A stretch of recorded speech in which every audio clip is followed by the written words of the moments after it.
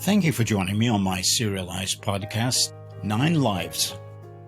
It's a collection of true stories about my life adventures, risk-taking, and near-death experiences.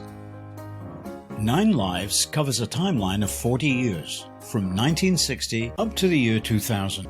I invite you to join me in this series of true and incredible accounts of thrilling adventures and more than a few occasions when it all might have ended for me. Welcome to episode 6 of 9 Lives, a hijacking in Sierra Leone. This event took place in 1967, in Freetown, the capital city of Sierra Leone, where along with my family we lived for a couple of years consulting on improvements to the communications infrastructure that included radio and television broadcasting. It was a project of the UK Ministry of Overseas Development. Sierra Leone is currently one of the poorest countries in Africa, having suffered in the 90s from 11 years of civil war. It's a country whose area is about half the size of North Carolina, with a population of about 8.5 million people. It has a very small GDP of around $4 billion annually.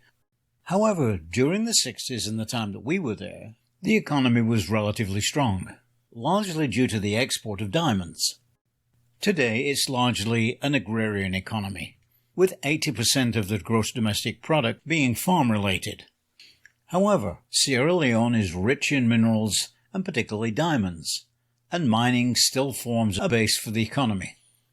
However, during the 60s and 70s, struggled with corruption, and during the time we were there were a series of military coups, and we'll talk about that a little later. As most will recognize, during times of political instability, radio and television become extremely important in communicating a message to the wider population.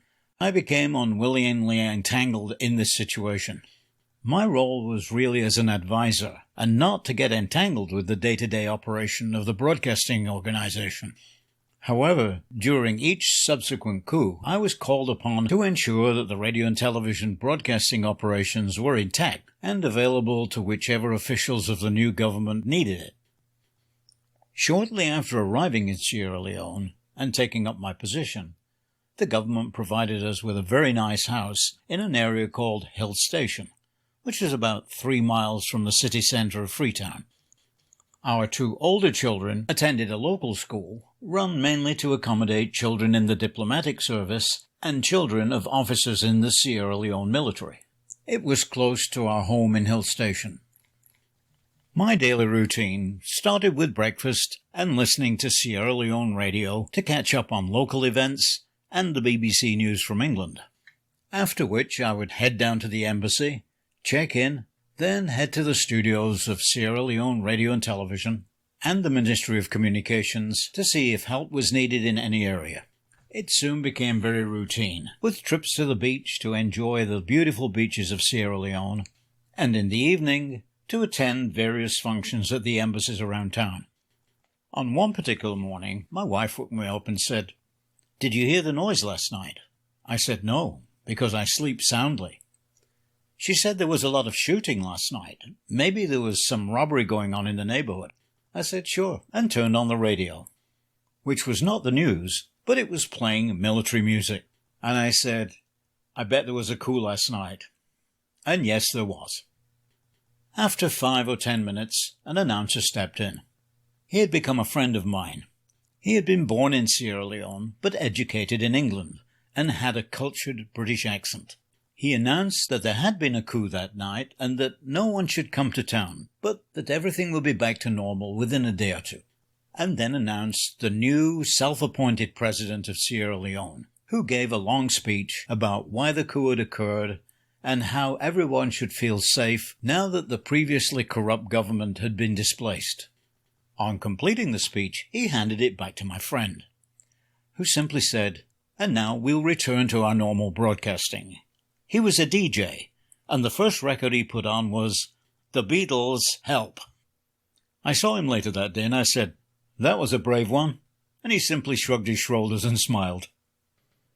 The next attempted coup would come soon after.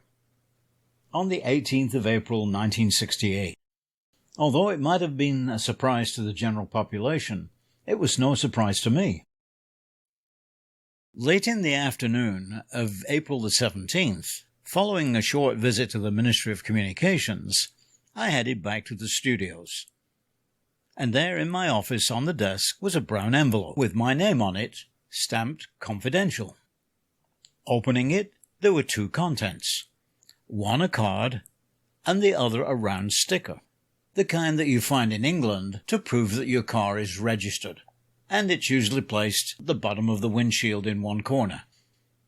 The card contained an embossed image, same as the sticker, printed on which was the Anti-Corruption Revolutionary Movement, and then a statement that said, "Allow Mr.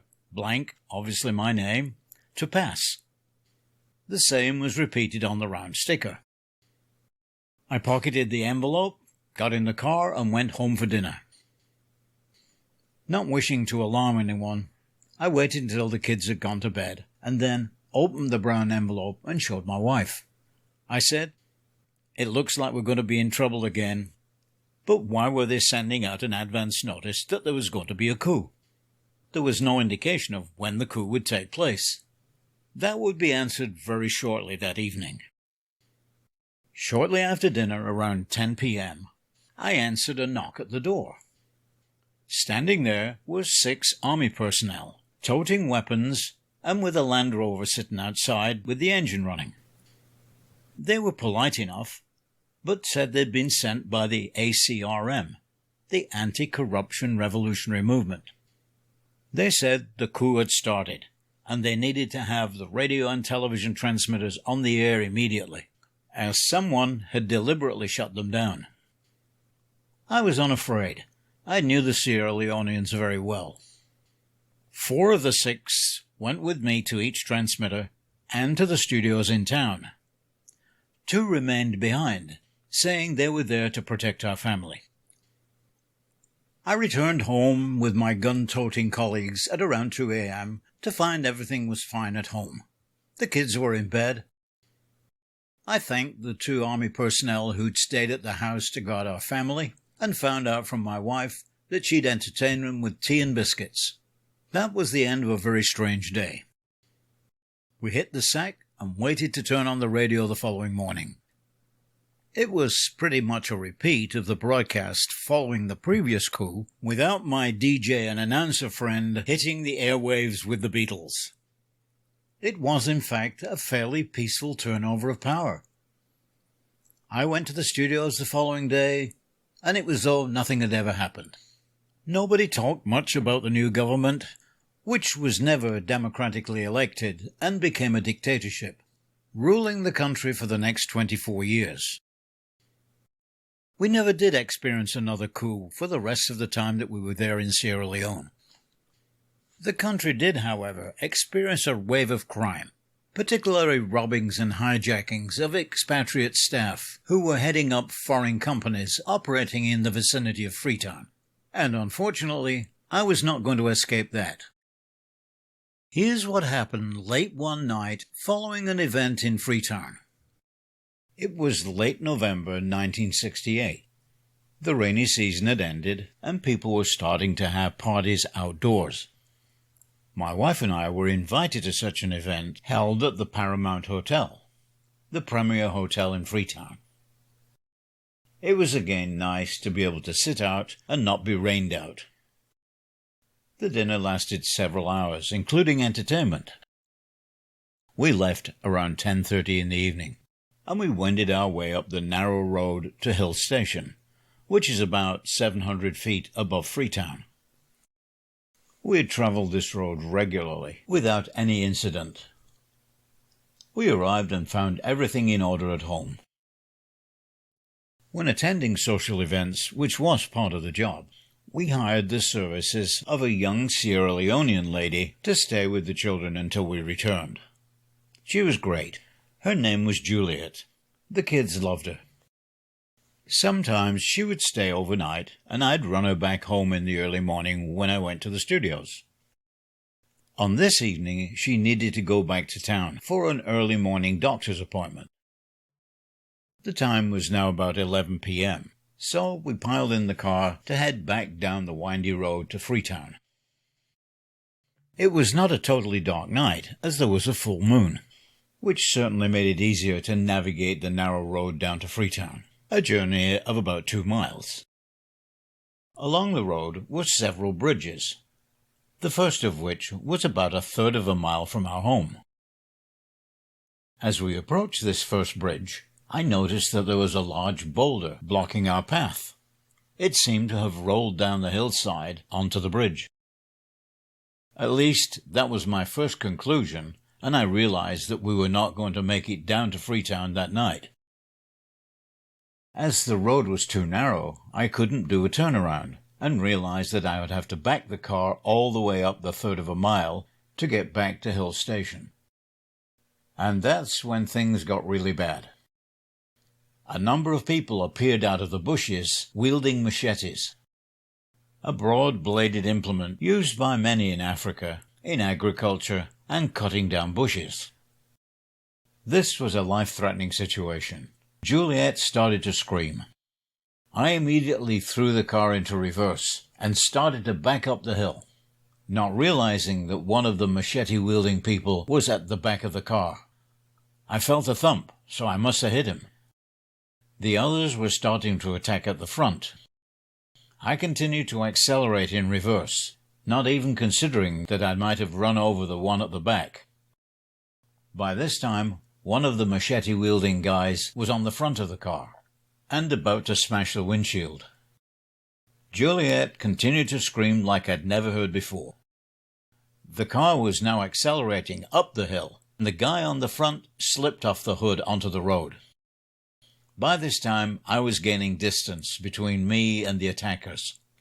I hit the horn, and I kept my hand on the horn in an attempt to attract attention from people living close to Hill Station, but no one showed up. We were now close to the top of the hill, and an area that I could safely turn around, if I could do that without the hijackers catching up to us. I had in the past practiced fast turnarounds at a police driving academy. I executed the maneuver perfectly. We were now pointing forwards up the hill, with only just a few yards before we reached the top. Juliet continued to scream. Looking back, I saw that the machete-wielding hijackers had given up. Although shaken by this life-threatening event, we arrived home. Juliet calmed down, but was still shaking with fear. My wife met us at the door and realized that something bad had happened. It took a while before we could settle down and tell her the details. It was the first and last time that we'd experienced this type of life-threatening event whilst in Sierra Leone. There continued to be a spate of robberies in the area of Hill Station, but again, we were not impacted by it. Our next-door neighbour certainly was.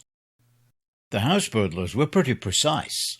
Our next-door neighbour told us a story about when he woke up and saw a fishing pole coming through the window, attempting to grab a set of false teeth that he kept at the bedside. Another was a friend who ran the local brewery. He'd been there for about 18 months, on secondment from the UK parent. Each time we'd see him, he would report that he'd been burgled once more. He lived in another area close to Freetown. He actually held the record for being burgled. He was burgled every month for 18 months, and the final insult was on the morning that he was about to leave back for the UK. He'd packed, and we had a party for him at the Hill Station Club. When he got home, he'd been burgled again, including the clothes that he'd packed to go home. Regardless of the events that took place over the 2 years that we were in Sierra Leone, it was a pleasant experience. The Sierra Leonean people were gracious, friendly, and hospitable. Our farewell party aboard the SS Oriole that sailed between West Africa and Liverpool continues to be a great dinner-time story. Thank you for joining me on episode 6 of 9 Lives, an account of a life-threatening event in Sierra Leone. Please join me again for episode 7 of 9 Lives, when I'll recount another life-threatening event that occurred during our international travels.